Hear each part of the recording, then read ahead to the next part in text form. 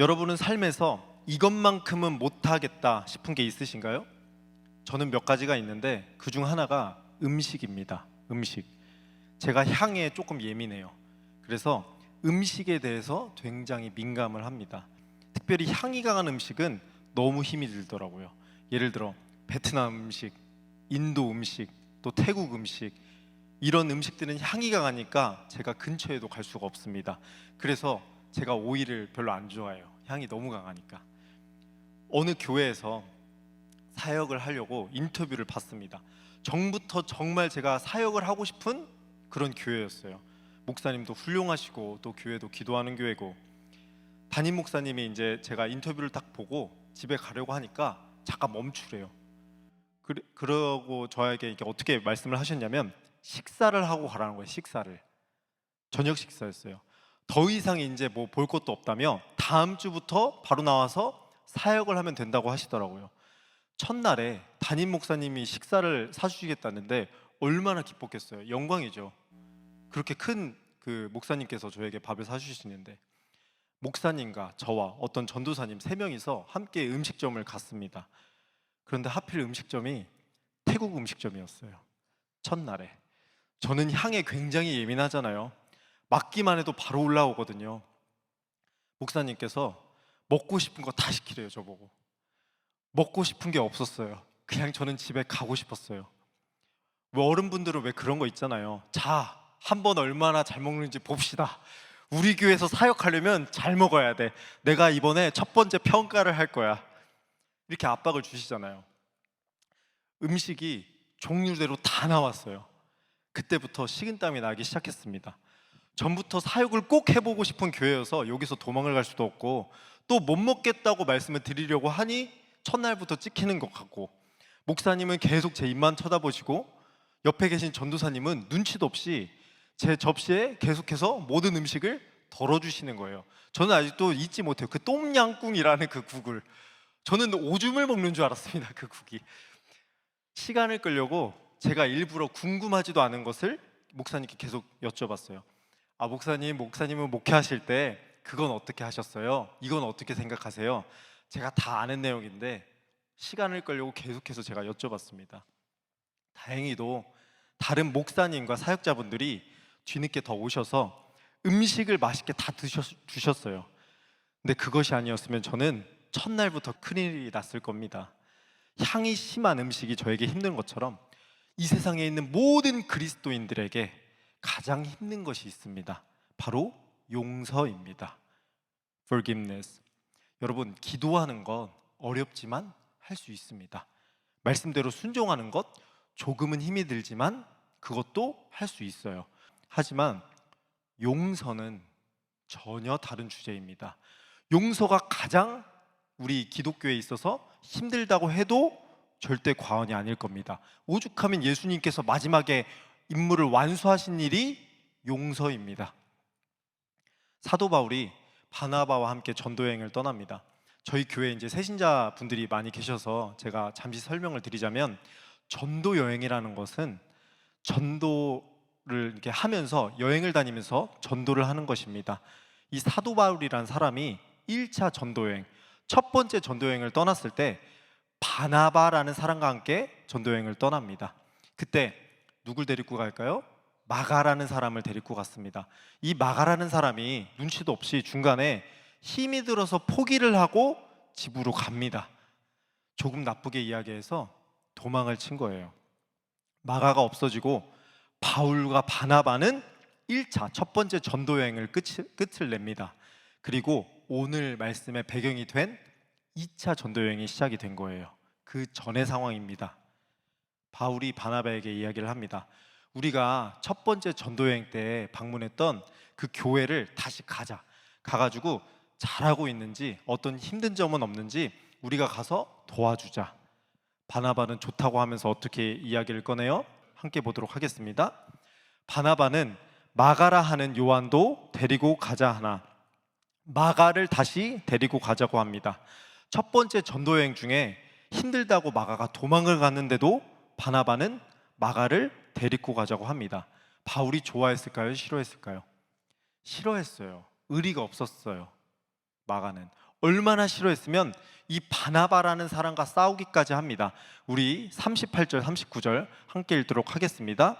바울은 밤빌리아에서 자기들을 떠나 함께 일하러 가지 아니한 자를 데리고 가는 것이 옳지 않다 하여 서로 심히 다투어 피차 갈라서니 바나바는 마가를 데리고 배 타고 구브로로 가고 바울은 의리에 살고 의리에 죽는 의리남이었습니다. 그 마음으로 하나님과의 의리를 지켰고 목숨을 걸며 복음을 전했습니다. 그런데 자신이 가장 싫어하는 이 의리 없는 행동을 누가 했어요? 마가가 한 거예요. 여러분, 남자분들은 잘 아실 겁니다. 의리가 얼마나 중요한지를. 우리가 같이 놀다가도 중간에 혼자 먼저 집에 가는 사람을 어떻게 말해요?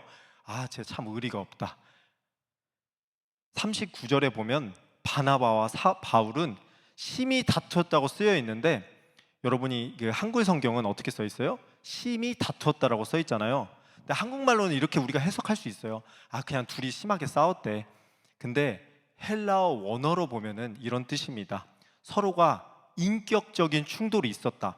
관계의 단절의 상황까지 갔다는 그 뜻이 숨어 있어요. 즉 소리를 지르는 것은 물론이고 욕까지 하고 서로가 서로를 향해 인격 모독을 했습니다.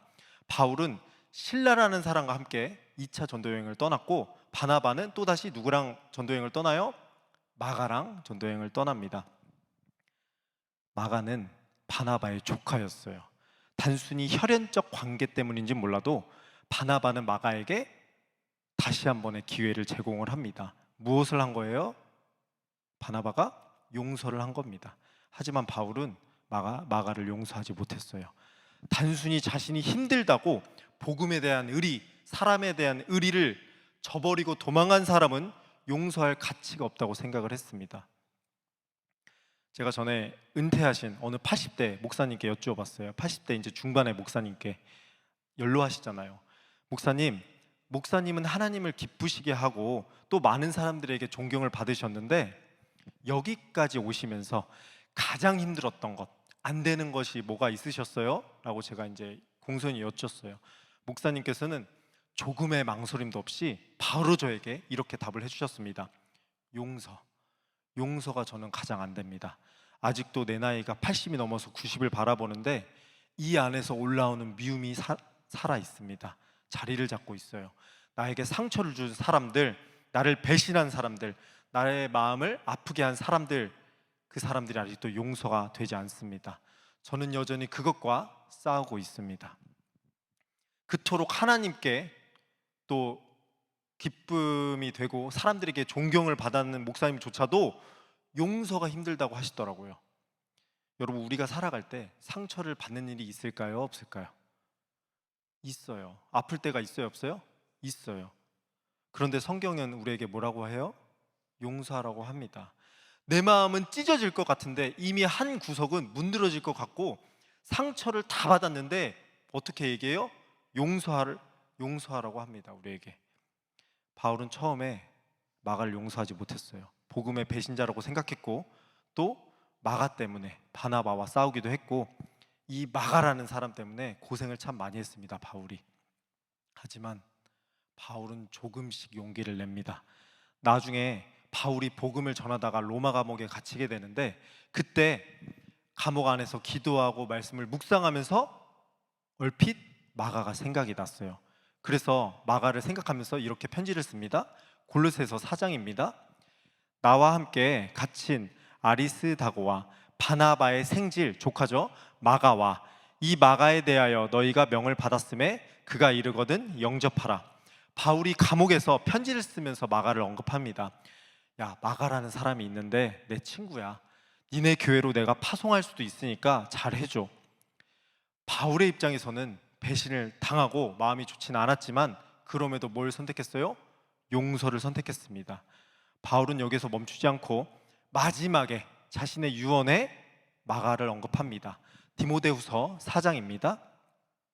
누가만 나와 함께 있느니라. 내가 올 때에 마가를 데리고 오라. 그가 나의 일에 유익하니라. 자신의 유언에 마가에 대한 신뢰와 관계 회복을 말했습니다. 그럼 여기서 질문을 우리가 할 수 있습니다. 바울은 어떻게 마가를 용서했을까요? 답은 간단합니다. 바울이 용서를 받았기 때문이에요. 자신도 예수님께 용서를 받았기에 마가를 용서할 수 있었던 겁니다. 예수님을 핍박하고 예수님을 믿는 사람들을 잡아서 옥에 가두고 심한 고문에 넘겨주기까지 했는데 그 예수님께서 자신을 용서하시고 복음 전도자로 부르셨기 때문입니다. 예수님께 용서를 받았기에 바울은 용서를 선택합니다. 이 시간 제가 여러분께 한번 묻겠습니다. 여러분은 예수님께 용서를 받았나요? 더러운 죄인에서 용서받은 죄인으로 신분이 바뀌었나요? 그럼 한 번 더 묻겠습니다. 용서받은 여러분은 다른 사람을 용서했나요? 여러분의 마음에는 어떤 사람이 갇혀 있나요? 제가 고등학교 때 저보다 나이 많은 어떤 형이 있었어요. 그 형은 많은 사람들이 목사님으로 이렇게 점 찍어 놓은 그런 그 청년 있잖아요. 그 청년 중에 한 명이었습니다. 믿음도 좋고 매일 교회에 나와서 살다시피 할 정도였어요. 아니나 다를까 신학교에 가서 사역자가 되었더라고요. 그러다 제가 20살 때 교회 어느 부서에 수련회의 총 책임을 맡게 되었습니다. 수련회 계획도 준비하고 프로그램도 만드는 그런 총 책임 담당자요.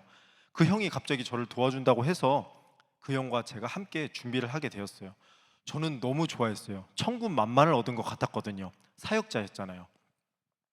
그런데 담당하시는 목사님께서 저에게 조용히 오셔서 이렇게 말씀하시더라고요. 조심해야 돼. 제 신학교 가니까 머리가 커졌어. 반드시 모든 결정은 목사님이랑 해야 돼. 알았지? 아니나 다를까 점점 문제가 생기기 시작했습니다.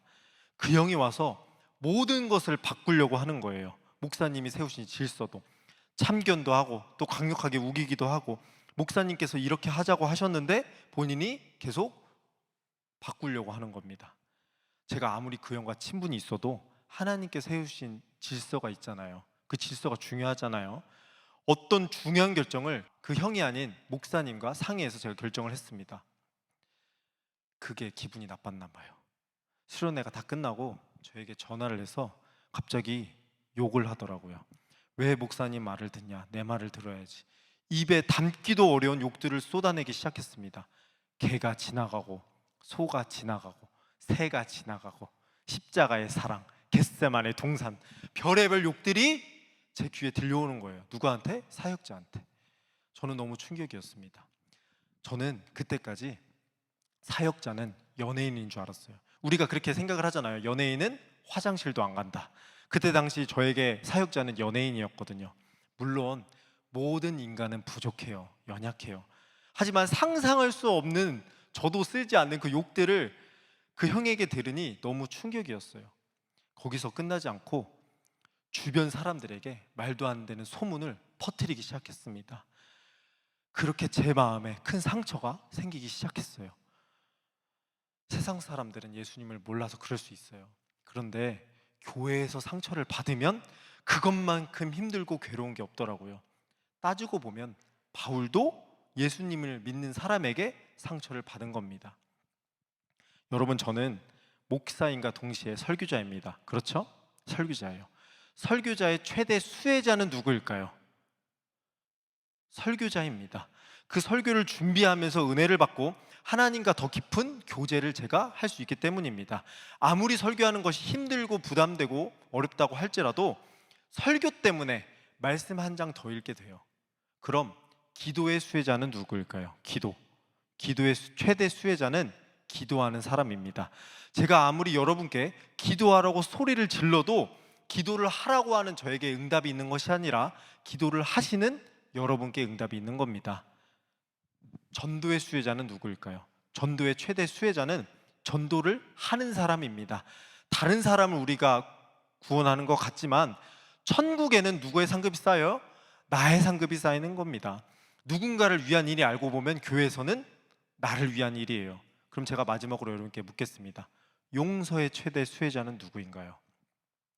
용서하는 사람입니다. 용서를 받는 사람이 아니라 용서를 한 사람이 예수님께 칭찬을 받게 됩니다. 우리 마태복음 6장 한번 읽도록 하겠습니다. 6장 14절 15절 시작. 너희가 사람의 잘못을 용서하면 너희의 하늘 아버지께서도 너희의 잘못을 용서하시려니와 너희가 사람의 잘못을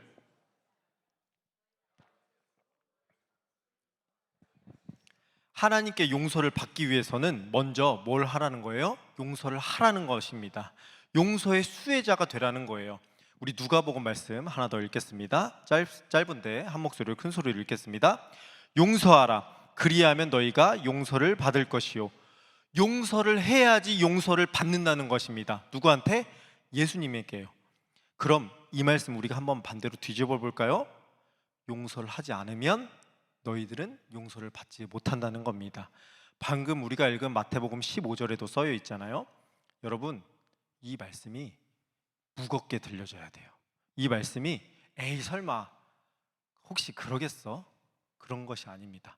예수님께서 용서와 관련된 말씀을 한두 번 하신 것이 아닙니다. 성경을 보면 하나님께서도 용서를 하시는 분이시고 예수님께서도 마지막에 십자가에 달리시기 전에 저들을 용서하여 주시옵소서.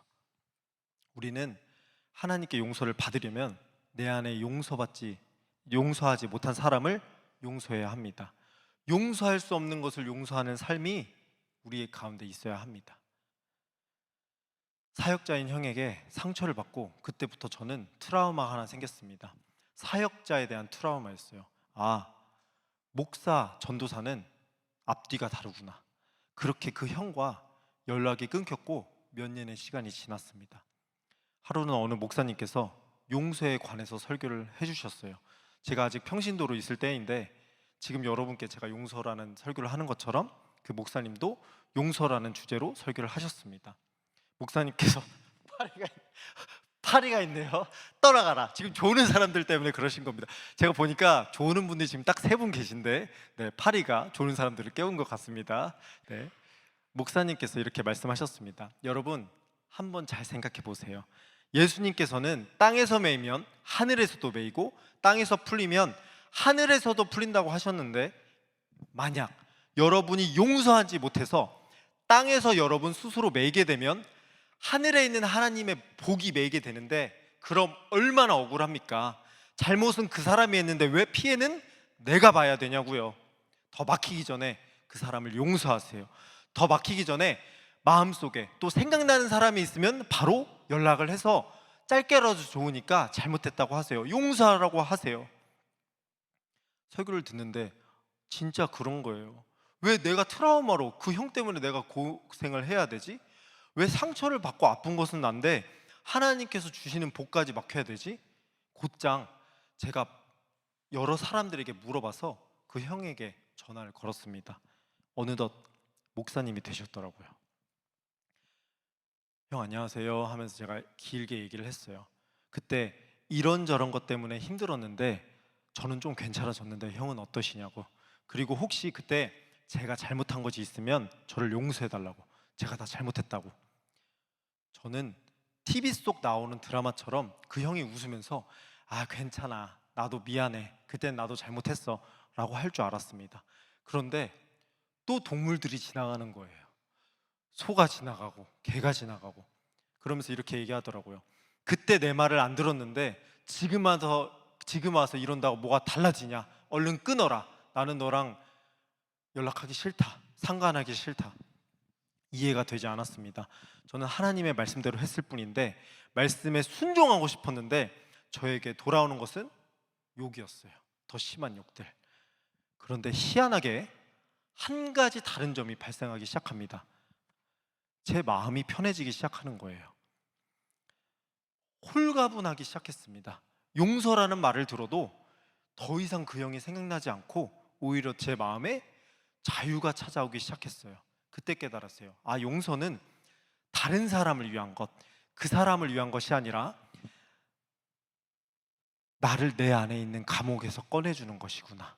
그 사람을 감옥에서 꺼내주는 게 아니라 나를 내가 스스로 가둔 그 감옥에서 꺼내주는 것이구나.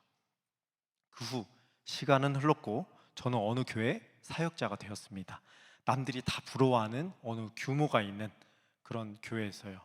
한창 사역을 하고 있는데 모르는 번호로 한 통의 전화가 걸려왔어요. 그 형이었어요. 저에게 온갖 욕설을 퍼부은. 전화를 받으니까 목소리 톤이 달라져 있더라고요. 저에게 잘 지냈냐며 너무나도 멋지게 사역하는 것을 영상으로 보고 있다고 하더라고요. 이런저런 저에게 안부를 묻다가 본론이 나오기 시작했습니다. 제가 있는 교회에 자리가 하나 났는데 본인도 저희 교회에서 사역을 하고 싶다고 추천서를 좀 써달라고 하는 거예요. 여러분, 드디어 저에게 복수할 기회가 찾아왔습니다. 제가 어떻게 했을까요? 이때를 기다렸어. 너를 위한, 이제 형이라고도 부르지 않을 거야. 너를 위한 자리는 우리 교회에 없어. 고작 남자가 그깟 한번 수련회 일로 이 정도로 몇 년까지 뒤끝을 보여? 우리는 악을 선으로 갚아야 되잖아요. 우리는 예수님을 믿는 사람들이잖아요. 하나님께서 기쁘신 선택을 해야 되잖아요. 아무 일도 없었던 것처럼 알겠다고 하고 추천서를 써드리고 다 도와드렸습니다. 더 필요한 것은 없는지 처음부터 끝까지 최선을 다해 그분을 도와드렸어요. 물론 그 형의 성격을 아는 다른 선배, 후배 분들의 반대로 같이 사역은 하지 못했지만 추천서를 이렇게 진심으로 써준 사람은 없다고, 자신이 그동안 다 잘못했다고 길게 문자가 오더라고요. 여러분, 이것이 하나님의 방법입니다. 악을 선으로 갚았을 때 모든 것을 역전시켜 주시는 하나님의 방법. 우리가 용서를 하면 하나님께서 갚아주십니다. 내가 손해를 보내는 것 같아도, 내가 억울하고 답답한 것 같아도 용서는 남이 아닌 나를 자유롭게 합니다. 땅에서 풀면 하늘에서도 풀리듯이 주기도문에 나와 있잖아요. 내가 사람의 잘못을 용서하면 하나님께서 나의 잘못을 용서하십니다. 이 말씀만 하고 설교를 마치겠습니다. 한국에 정말 많으신 분들이 목사님을 하고 계십니다. 정말 좋으신 그 목사님들이 많아요. 근데 저에게 만약 묻는다면, 누가 돌아가신 분들 중에, 목사님들 중에 가장 존경하는 목사님을 딱 한 분 꼽으라면 저는 당연히 손양원 목사님을 꼽을 것입니다. 손양원 목사님은 별명이 사랑의 원자탄이라는 별명이 있으셨습니다. 그만큼 사랑이 많으신 분이었어요. 그분은 일제시대, 그 일본이 저희 그 한국을 침략했을 때 신사참배를 거부하셔서 감옥에도 갇히시고 평생 나병 환자를 돌보시는 예수님과 같은 삶을 사셨습니다. 제가 그 여수에 있는 그 박물관에 가보니까 손양원 목사님께서 하신 그 사역들이 쫙 나열되어 있더라고요. 한 번은 손양원 목사님의 두 아들이 공산당 청년들에게 붙잡혀 아들 둘이 죽임을 당했습니다. 아들을 죽인 사람이 체포되었어요. 결국에 공산당이었기 때문입니다. 그래서 그 사람이 사형을 받게 되자 손양원 목사님께서는 그 사람을 용서해 줄 것을 요구하며 자신의 아들들을 죽인 그 청년을 양아들로 입양을 합니다. 그것도 모자라서 두 아들을 순교자로 드릴 수 있다는 것을 허락해 주신 하나님께 감사드린다고 감사가 담긴 9가지 감사 기도까지 쓰셨어요. 그 후에 입양된 그 양아들은 전도사가 되었고 그분의 아들 또한 목사님이 되셨습니다. 손양원 목사님의 가슴 찢는 용서가 하나님 나라의 또 다른 복음의 열매로 피어난 것입니다. 여러분, 용서는 나를 자유함과 동시에 하나님의 나라를 확장시킵니다. 때로는 한 번의 용서가 상상할 수 없을 정도의 많은 영혼을 천국으로 인도합니다. 말씀을 정리하겠습니다. 바울은 마가를 완전히 용서했어요. 용서를 받은 마가는 베드로에게 가서 신앙교육을 받고 여러 가지 이야기를 들으며 책을 하나 완성해요. 그것이 마태복음 바로 뒤에 있는 마가복음입니다. 여러분, 마가복음은 베드로에게 전해들은 이야기입니다. 그래서 이 마가복음은 베드로복음이라는 별명도 있습니다. 그럼 우리가 여기서 한 가지 질문을 할 수 있어요. 베드로는 왜 마가를 받아주었을까요? 도망자인 것을 베드로가 다 들었어요. 또 모든 이야기를 다 전해 들었을 텐데 왜 베드로는 마가를 용납했을까요? 왜 옆에서 마가를 교육했을까요? 베드로 자신도 도망자였기 때문이에요. 베드로 자신도 주님께 용서를 받았기 때문입니다. 주님을 배신하고 복음을 배신해서 도망을 갔지만 주님께서 자신을 용서하시고 자신에게 다시 사명을 맡기셨기에 마가를 누구보다도 이해할 수 있었습니다. 베드로는. 여러분, 용서받은 사람만 용서를 할 수 있습니다. 용서를 경험한 사람만 더 큰 용서를 할 수 있어요. 이 시간 제가 다시 한번 여러분께 묻겠습니다. 여러분은 예수님께 용서를 받았나요? 더러운 죄인에서 용서받는 죄인이 되었나요? 용서받은 여러분은 다른 사람을 용서를 했나요? 여러분, 저는 여러분이 용서받은 죄인이길 소망해요. 저는 여러분의 상처를 다 알지 못합니다. 얼마나 아팠는지, 얼마나 괴로웠는지 잘 알지 못해요. 그러나 단 한 가지, 여러분이 자유로웠으면 좋겠어요. 자유로웠으면 좋겠습니다. 하나님 안에서 그분이 주시는 참 자유를 누렸으면 좋겠습니다. 언제 그 자유가 일어난다고요? 남을 용서할 때, 사랑할 수 없는 것을 사랑하고 용서할 수 없는 것을 용서할 때, 땅에서 풀 때 하늘에서도 풀리는 것입니다. 아멘이시죠? 용서를 실천한 바울처럼, 또 베드로처럼 예수님을 닮아가며 남을 용서하며 참 자유를 누리고 날마다 새로워지는 모든 성도님들이 되시길 소망합니다. 기도하겠습니다.